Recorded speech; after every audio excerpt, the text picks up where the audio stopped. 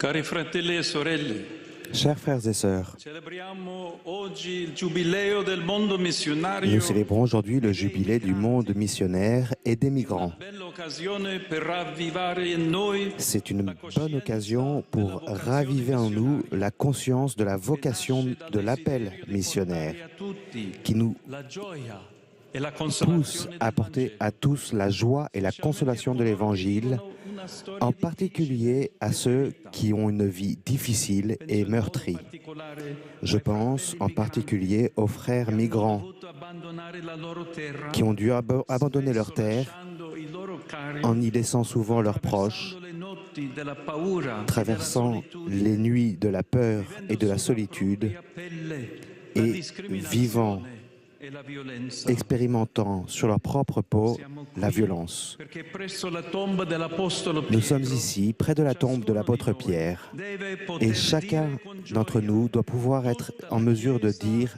avec joie que l'Église entière est missionnaire. affermato Papa Francesco Et il est urgent, comme l'a affirmé le pape François, que l'Église sorte pour annoncer l'Évangile à tous, en tout lieu, en toute occasion, senza repulsioni sans e senza paura. renoncement, sans répulsion et sans peur. Ci manda a continuare L'Esprit nous pousse à poursuivre l'œuvre du Christ dans les périphéries du monde, dalla guerra, des périphéries parfois marquées par la guerre, l'injustice et la souffrance. dinanzi a questi scenari oscuri.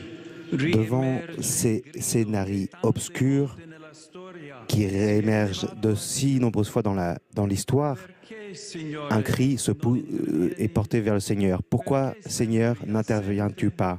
Pourquoi sembles-tu absent? questo grido di dolore Ce cri de douleur est une forme de prière qui est présent dans toutes les Écritures. Et ce matin, nous l'avons entendu dans la lecture du prophète Habakkuk. Jusqu'à quand, Seigneur, implorais-je ton aide sans que tu ne m'écoutes? Pourquoi me fais-tu voir l'iniquité et tu restes spectateur de l'oppression? Le pape Benoît XVI, qui avait rappelé cette question lors de sa visite historique à Auschwitz, est revenu sur ce sujet au cours d'une catéchèse, en affirmant « Dieu se tait et ce silence nous appelle sans cesse mais ne trouve pas de réponse. Dieu semble être si distant, si oublieux, si absent. » La réponse du Seigneur, pourtant, nous pousse à l'espérance. Si le prophète dénonce la violence inévitable du mal, cette violence qui semble prévaloir, le Seigneur, de son côté, annonce que tout cela aura une fin, une échéance, parce que le salut viendra et ne tardera pas. Et voilà, celui qui n'a pas l'âme droite succombera alors que le juste vivra par sa fidélité. Il y a donc une vie, une nouvelle possibilité de vie et de salut qui provient de la foi, parce que celle-ci nous aide non seulement à résister au mal en persévérant dans le bien, mais la foi transforme notre existence au point de faire d'elle un instrument du salut que Dieu, aujourd'hui encore, veut opérer dans le monde. Et comme Jésus nous le dit dans l'Évangile, il s'agit d'une puissance douce. La foi ne s'impose pas comme la puissance par des moyens extraordinaires. Il suffit d'un grain de sénévé, d'un grain de moutarde pour faire des choses incroyables. Car la foi, la force de l'amour de Dieu, ouvre des chemins de salut. Un salut qui s'accomplit lorsque nous nous engageons nous-mêmes, lorsque nous prenons soin avec une compassion évangélique, lorsque nous prenons soin de la souffrance de notre prochain. C'est une compassion qui se fait un chemin silencieux et parfois en apparence inefficaces, dans des gestes et des paroles quotidiens, mais qui deviennent comme le petit grain duquel nous parle Jésus. C'est un salut qui grandit lentement lorsque nous nous faisons serviteurs inutiles, c'est-à-dire lorsque nous nous mettons au service de l'Évangile et de nos frères sans y chercher notre intérêt propre, mais simplement pour porter dans le monde l'amour du Seigneur.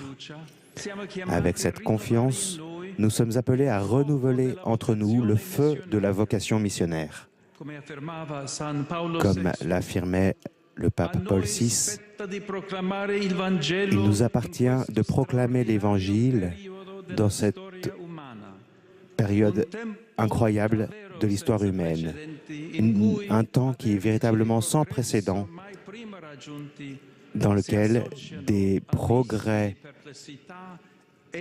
jamais vus se manifestent également un désespoir qui est également sans précédent. Frères et sœurs, aujourd'hui s'ouvre dans l'histoire de l'Église une époque missionnaire nouvelle. Si pour un long temps nous avons associé aux missions le fait de partir, le fait d'aller vers des terres lointaines qui n'ont pas connu l'Évangile ou dans lesquelles se trouvaient de grandes situations de pauvreté, aujourd'hui les terres de mission ne sont plus des terres géographiques, car la pauvreté, la souffrance et le désir d'une espérance plus grande viennent eux-mêmes à nous. Nous en avons comme témoignage les vies de si nombreux de nos frères migrants, le récit de leur fuite, de la souffrance, de cette souffrance qui les accompagne, la peur de ne pas y arriver, de ne pas y parvenir, les épreuves subies sur les côtes, dans la mer, leurs cris de désespoir. Frères et sœurs, ces navires, ces barques qui espèrent trouver un port sûr dans lequel arriver sont la manifestation d'une angoisse et d'une espérance, cette recherche d'une terre ferme. Toute cette espérance ne peut pas faire face au froid de l'indifférence ou au stigmate de la discrimination.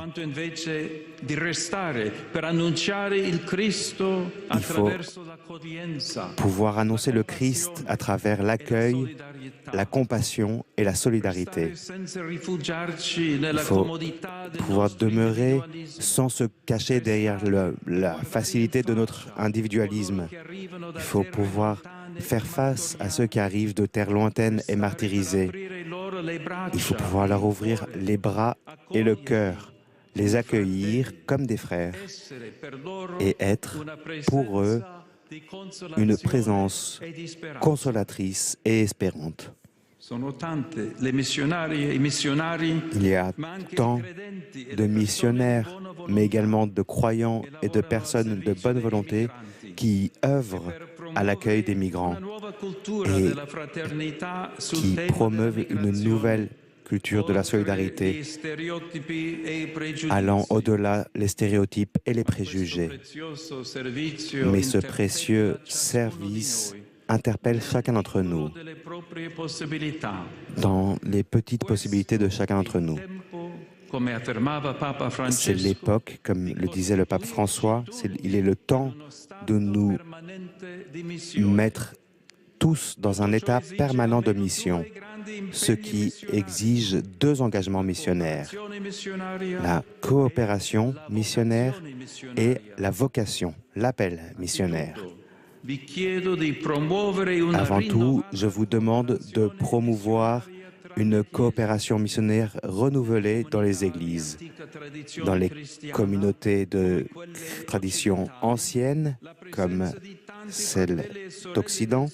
La présence de si nombreux frères et sœurs du sud du monde doit être prise comme une opportunité, une chance pour un changement qui renouvelle le visage de l'Église et suscite un christianisme plus ouvert, plus vivant et plus dynamique. En même temps, chaque missionnaire qui part vers d'autres terres est appelé à vivre dans les cultures dans lesquelles il arrive avec un respect sacré, reconnaissant tout ce qu'il voit de bon et de noble et y apportant la prophétie de l'Évangile. Je souhaite rappeler la beauté et l'importance des vocations missionnaires. Je m'adresse en particulier à l'Église européenne. Aujourd'hui, il y a besoin d'un nouvel élan missionnaire, de laïcs, de religieux et de prêtres qui offrent leurs services dans les terres de mission, de nouvelles expériences, de nouvelles vocations capables de susciter ce désir, en particulier chez les jeunes. Très chers amis, j'envoie avec affection mes salutations aux clergés des églises particulières, aux missionnaires et à ceux qui sont dans des phases de discernement vocationnel. Aux migrants, je dis, vous êtes toujours les bienvenus. Les mers et les déserts que vous avez traversés sont, dans l'Écriture, un lieu de salut dans lequel Dieu se fait présent pour sauver son peuple. Je vous souhaite de rencontrer ce visage de Dieu dans les missionnaires, les hommes et les femmes que vous rencontrerez. Et je vous confie tous à Marie, la première missionnaire de son fils, qui chemina sur les chemins de Judée, portant Jésus en son sein et allant au service d'Élisabeth. Qu'elle nous soutienne, nous aide à devenir tous des artisans du royaume du Christ, un royaume d'amour, de justice et de paix.